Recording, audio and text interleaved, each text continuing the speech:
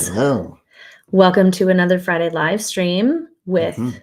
us, Yeah. your favorite powerful love people. Yeah. We're wrapping up the end of May already Let's not even. somehow. And because the theme this month has been May myths. Mhm. So every Friday we've been jumping on here talking about relationship myths that we want to bust. Mhm. So this is our fifth one And our last and one. our last one in May. Mhm. And today, the myth that we want to crack open Mhm. is the myth that if your relationship is thriving, so too will be your sex life. Now, Controversial. yes. And this is a really common belief, Yeah. right? And it makes sense because the opposite is usually pretty true. Yes. Not for all couples, but often, right? Like if your relationship is really struggling, you're probably not having the best like sex and intimacy Right. that you've had. So it seems kind of implied that the other side of the coin would be true, that when your Mhm. relationship gets better, your sex and intimacy is going to get better too. Yeah. Right? Yeah. They seem really dependent on each other. Yeah. So And naturally, if you were believing that, it's okay. yeah. It makes sense. Yes. Yeah. It's, and most people, I was actually really surprised when I learned this. I didn't learn that this was a myth until I went to a training by a certified sex therapist who went through several myths in sex. But this one in particular felt really, really key to understanding because, it's really important to know that your sex life may not improve even if your relationship gets better, even if your relationship is thriving. If you're still struggling in the bedroom or your sex and intimacy isn't where you want it to Yeah, be, just intimacy in general. right? That Mhm. doesn't mean that there's something wrong with your relationship or you or your partner. It's actually quite normal for that part of your relationship to kind of be its own entity. Mhm. And need its own attention, its own focus. Yeah, it's a different aspect or branch of your Mhm. relationship tree. Yes. And while it is still connected to the whole, it is separate enough that it needs its own attention. Mhm. And there's a number of reasons for that.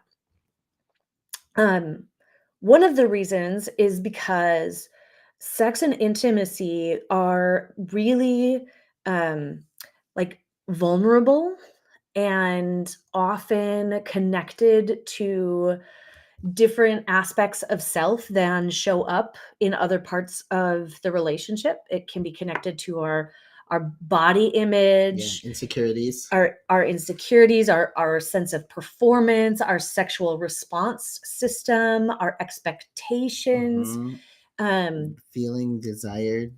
yeah, feeling Um, desired, feeling desire. desire. Like, struggles with initiation or receiving, rejection, even like knowing how to please your partner or how to experience pleasure yourself can Mhm. be like, just because your relationship is good, that doesn't mean that you know how to connect with pleasure or what your partner, like what supports your partner in feeling pleasure or how to set the stage in your very full life to make time and space for sex to happen.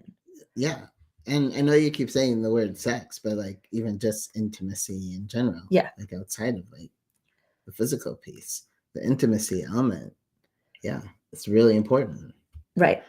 And hard to like connect on that deep and intimate like closeness Mhm. without attention, specific attention to it, Mhm. right? So it's like, well, let me say this differently.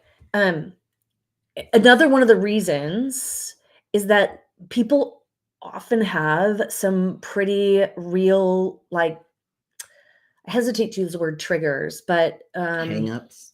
maybe hangups, maybe like just sensitive spots, Sure, raw sensitivities. spots when it comes to sex and intimacy. Um, Sex is such a wild thing in our culture, isn't it? Like it's everywhere, and yet And nowhere. nowhere, right? Like no one really talks about it. No one really like normalizes so many of our experiences. We all have these stories about how it should be, and there's often like power dynamics at play and gender dynamics at play. And if you're in a queer or trans relationship, then there's all kinds of other layers of intersection where identity and body and what sex and intimacy look like come up for you. And so all of these pieces can be really activating for people as soon as like the possibility of sex and intimacy are on the table. Mhm. Which, and when we say activating, what do we mean? Well, something that brings up stories Hmm. that limit you Hmm. and like your ability to to be in the moment, to connect, to be Hmm. in a good feeling place. Hmm. Exactly. And if you're not in a good feeling place, if your nervous system is activated, right? Like you're not going to be able to connect in the pleasure centers of your brain, right? They do not go together, like anxiety, stress, worry, trigger, activation, threat, like Fear. Yep. all of that stuff, which so often comes up for people around sex, that the unknown, the uncertainty, the insecurity, right? Like all of that is anti-sexy, right? Like, and so, um, it's like you can feel super safe and super good about your partner and your relationship and still have all this stuff come up for you, or for your partner, have all this stuff come up for them, or all this stuff come up between you two where sex is concerned and intimacy, right? Like, Yep. um, so the like understanding this is really important. Like understanding this is a myth is really important because I think for couples, two things can happen. One is that they expect that when their relationship gets better, that their sex life is going to improve. Mhm. And then when it doesn't, Yes. It's very disappointing. it's very disappointing. And that disappointment can then activate like fear stories about the relationship itself. Like maybe things aren't as good as I thought it Hmm. was. And now you're at risk of like spiraling back into the struggle cycle that your relationship previously wasn't. Hmm. The other thing that feels really important about this, and that can happen if people don't realize that this is a myth, is gone from my brain right now. I'm gonna think about it again. I didn't write this down. This is just coming up for me. Are you hearing it? No, I'm Sometimes Cal hearing. can hear it from me. Anyway. Right. So I was talking about why understanding this is a myth is possible and what can happen for couples. And one is that you can end up struggling again. The other thing is that like why this is important, now it's back, is that you don't um if you don't recognize that these two are separate although connected, couples don't give attention to like specific attention to sex and intimacy in their relationship, right? They may work on improving their communication, Sure. or like getting better at resolving conflict, or being more kind to one another, or Hmm. repairing after an injury, like all kinds of things that we work with couples on in their relationship to help their relationship get better. But then if you're not also giving specific attention to your sexual relationship, Hmm. the intimacy aspect of your relationship, then that is probably going to, not change nearly as much as it needs to. It may even stay kind of stagnant and um kind of like thwart the work that you're doing in trying to improve other areas of your life. Or you might just be totally happy in your relationship but just have like no sex life, which a lot of couples get to because they know how to have a great relationship, Hmm. but not how to have a great sex life. Yeah, and I think also a lot of it is like not knowing how to talk about it, not Mhm. knowing how to share about it, not um yeah, kind of falling into patterns in that regard and not attending to it, just letting it kind of organically grow because that's what you think is supposed to happen. Mhm. Um so yeah, like often it just gets neglected. Yeah. And just observed Yeah. as a thing that you wish was better. You Mhm. can't, it's confusing as to why. But Mhm. yeah, it really comes down to that focused attention Mhm. and being able to converse about it. Mhm. And I think, another myth that kind of plays in here is the myth that, like, sex is, if you're in a good relationship, sex is supposed to It's be good. easy Yeah. and good, right? Like, without giving attention to it, without actually working on it, that you're both supposed to just, like, spontaneously want to have sex and be able to have really great sex with one another. Mhm. And if you can't, like, maybe you're just not sexually compatible, or some other stuff. Like, Yeah. sex There's is some meaning made of it. yes, sex is so much more Nuanced. nuanced Mhm. and multi-layered and intersectional for us as human beings, right? It is not Can be. just about the drive. Yeah, it can be. I don't want to speak for everybody. Because Right. everybody's experience is different. I'm sure But I there's think a spectrum. But more often than yeah. not, in our coupled relationships, Mhm. when we're in, like, long-term committed relationships, we'll contextualize it a little bit Sure. more too. That too. Like, um, and for those couples who don't have any struggles, like, super kudos. That has not been our experience, um, with each other or with other partners Or with, yeah, people we work with. or with the people that we work with, Yeah. right? And It's that's pretty, okay. yeah, it's awesome. because because the fact is that when you can give attention to your sex life, when you can work on that and invest in that and nurture that the way Mhm. that you do other aspects of your relationship, like, you're going to grow it, you're going to improve it, it's going to become easier, Mhm. safer, more fulfilling, Well, more exciting, more yeah. fun and And playful. it creates a source of energy and connection that like helps you be able to channel that into other things. Yes. It becomes a source of energy rather than a drain or Mhm. something that you avoid and don't want to talk about. Mhm. Yeah. Really interestingly, I read a study once that found that when couples were satisfied with their relationship, they rated their sex and intimacy at, like, 25% of their satisfaction. But when couples were in distress or unsatisfied with their relationship, they rated the source of their dissatisfaction, or, like, the reason for their dissatisfaction, um, 75% was sex and intimacy, which tells us that when sex and intimacy are working, we don't give as much attention to them. We don't value them as important, as important, Mhm. right? Because they're feeding our relationship. Our relationship is feeding it. We're like, it's kind of got its own momentum. Yeah, it's maintaining itself. Right. Yeah. But when our relationship starts breaking down, then again, like, likely, as we said in the beginning, your sex life starts to break down. But then as your sex life starts to break down, it feels like a much bigger Bigger deal. deal to the overall quality of your relationship Yeah. than when things are going well. Which is to say that, like, sex and intimacy is really important to most couples, not all couples. And that's totally fair. And that's totally okay. Mhm. But a lot of couples experience this aspect of their life as really essential, especially when it's not working. So, um, this is why it's so important to give particular attention Mhm. to that area of your relationship.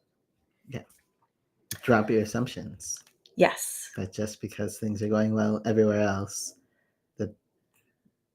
that intimacy should be too. Yeah. And so, what happens when couples get really good at this?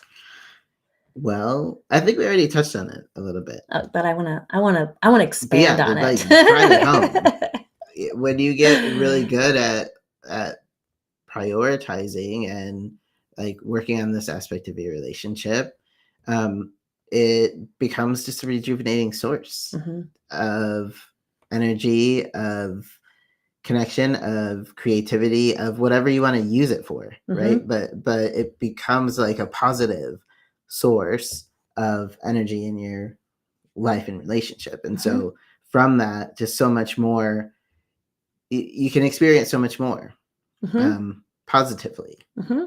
hopefully joyfully. Yeah.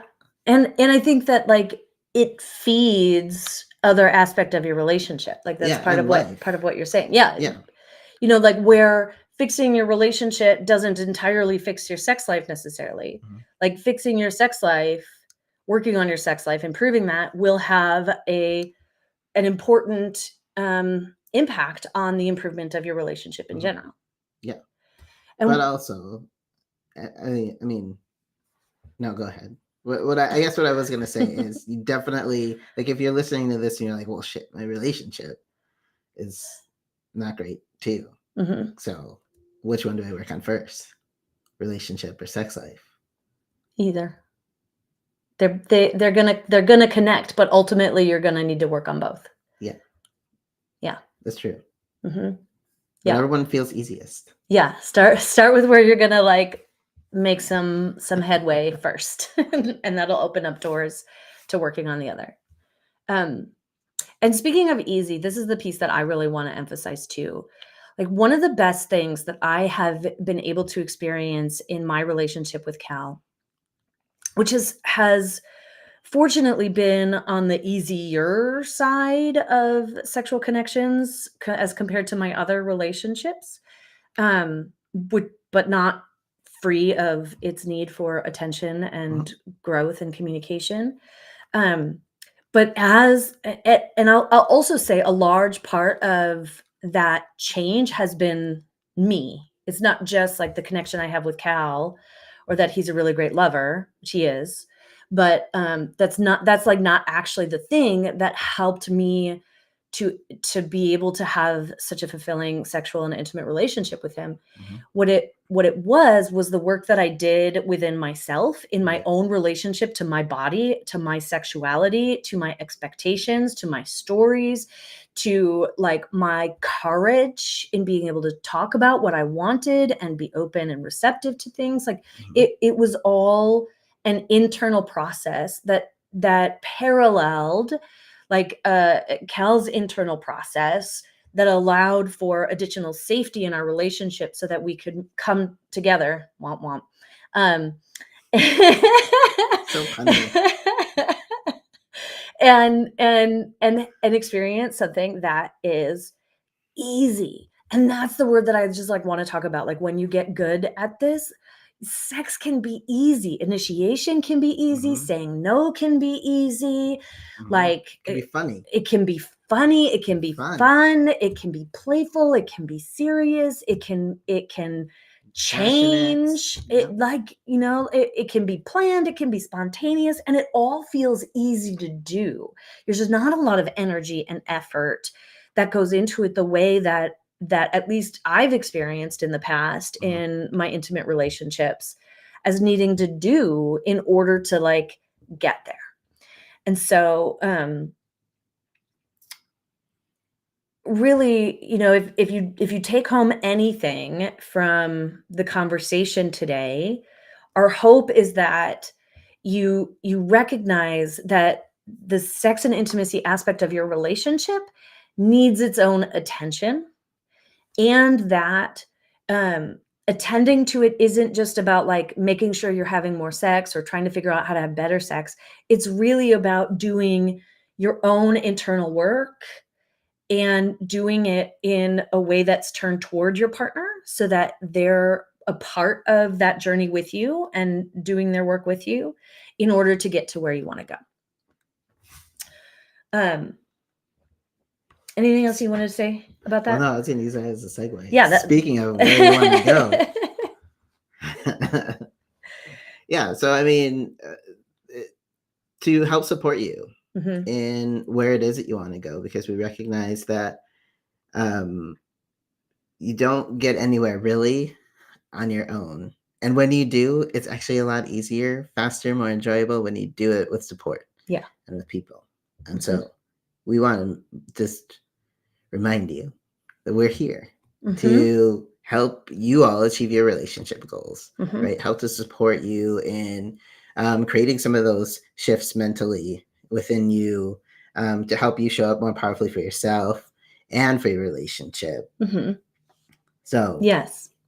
I Maddie, was want there to more just that you say, wanted to yeah, say? I I just want felt to it. say, yeah, Like I recently downloaded such clarity about what it is that we do in our work with clients. Mhm. And that is that we like empower clients to revolutionize the way that they navigate problems, solutions, and what it means to love. Right? So it's like we want to turn the old programming on its head and support you in being able to create a relationship that is truly extraordinary Mhm. in all the ways, right? That Yes. said, our work isn't for everybody. So we would love to invite you to consider working with us if you're feeling drawn to us, if you're feeling connected to Mhm. us and the content that we have and our energy, because that matters so much. Um, and consider like, are you someone who knows that you want to be with your partner? Mhm. Like that's a foundational piece. Yep. um you might not know how or if it can work. There might be some doubt there, and that's okay and normal, but you Yeah. have to know like in your heart of hearts that that's what you really would prefer as your outcome. Dispel this belief for a Yes. moment. Yes. um the Another thing is that you have to be like willing and able to look at yourself and Mhm. do your own work. Our work is very high in accountability, Self-reflection. self-reflection, personal empowerment. Like Mhm. we want to help you like heal and grow and expand in you, because in that personal transformation journey is where your relationship is going to really powerfully transform too.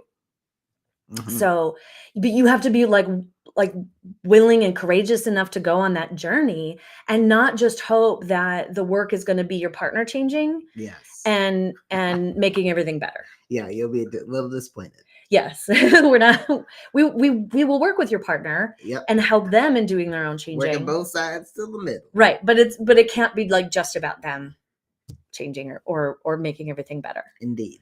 Um the other piece is that we really want to work with people who have demonstrated a strong commitment to their relationship by being together and investing in their time Mhm. for a number of years. Yeah, in their relationship for a Um, significant so amount of you time. have to like have some skin in the game of your relationship, so to Mhm. speak. And then the That's such a last, weird phrase. it really I'm sure it's is. like racist or something. Oh, I hope not. Well, I should look that up. I don't Yeah, want to say that. I bet it is. It It is. seems so bad. Okay. I'll Google it later. All right. We'll get back to you on that one. The other piece is that, like that you got to know that you've got the time, because the work that we do, we are all about supporting you in experiencing change that Mhm. that lasts, that builds momentum, that does like that interrupts your patterning. And to do that, you have to bring attention to your relationship more often than you would in like traditional therapy. So Mhm. we're not just meeting once a week and No. giving you that whole week to slide back into all of your old patterning, No. because that's like, 3 steps forward and 2 steps back every week. And we're not about that. We want to just keep going forward and supporting You're you with it too. realistically, you're not about that either. Like you No. want to change this stuff quick too. So like Yes. we'll go as fast as you're ready to go. Yes. Yeah. But We're but gonna push you a and little bit too. um know that like there's a time commitment, there's a time and energy commitment in Yeah. addition to the financial commitment, and the more that you put in, the more that you get out. And we get so invested in our couples. We love the couples that we work with. We're We so do. blessed to Seriously. have this opportunity, and we take a really powerful stand for your relationships. Mhm. Not that everything always works out for everybody. Sometimes what the working out is a relationship no longer continuing, but most of the time that's not the case. Mhm. And either way, we're You're just, doing it from an empowered place. yes, And that's so and much in different. and in a conscious place and a loving Mhm. place. And that really is so different. It feels so different when you get there. Yeah. Well, yeah, either way, usually it leads in you staying Yeah. together. Yeah. So no getting there. Right. Just continuing on. It's an ongoing journey. Yeah. So if you're interested in working with us, our core program, Back from the Brink, is a high touch 3-month turnaround program for Mhm. couples who are kind of like on the edge of divorce or breaking up. They're really struggling, Tough spot. Yeah. and our goal is to help you kind of correct what's happening, to turn the corner, to right the ship, so to speak. Not that it's going to fix everything, but we want you to stop the downward spiral, break out of those patterns, and start building some momentum going in the direction you actually want to go, while teaching you the tools and mindset skills, and supporting you in practicing and gaining the experience and confidence to be able to do them in your relationship, so that you could keep that momentum going forward. Right? Go ahead. No, I was going to say something different. Yeah, no. So I think also, right, the title of this live was "When Your Relationship Thrives, So Does Your Intimacy." So if you're in the from the perspective of, actually my relationship's pretty good, like I feel like we're thriving, but intimacy is an area where we're struggling. Like, you could also probably use some support around that. So we do some intensive work. I know we probably shouldn't like talk about 2 different offerings, but here we are. Because we can help you really just focus your attention on how to jumpstart, how to, strengthen that aspect of your relationship as well, and help to like round out the just feeling of thriving in all aspects of your relationship. Yeah. Especially this important, intimate one. Yeah. So that would be our one of our custom curated Power Through Problems packages. Yep. Which is a little bit different from our like flagship Back from the Brink program. Exactly. The Back from the Brink program is an investment of $5,888. And if you want to talk to us to explore a Power Through Problems package, those start at $3,333 and go up from there depending on what kinds of support and offerings you want to include that is going to work best for your unique situation. And I don't believe that they're going to go longer than no, the 3-month container. They can. Well, I mean, it's custom. Yeah, it's custom. That's why I like stop myself. Yep. Anyway, it's Friday. Happy Friday, everybody. Yes. And before we let you go, I also want to just name that June is going to be a fab, awesome month. It's a party month. It's a little, there's a lot going on. And Cal's birthday is a part of it. So tune in tomorrow. I am going to post an email that shares our kind of like upcoming events, June calendar. But part of that, we're going to have a very special offer for the month of June in honor of Cal's birthday. But you have to be on our email list to get the offer.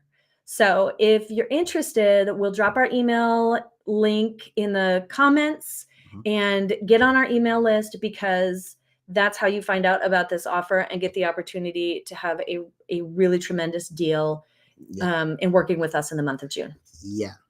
Biggest deal we've ever done. Yes. Okay. So thanks for tuning in, taking this time for your relationship. Have a freaking great weekend. Great weekend. Enjoy yourself. I will see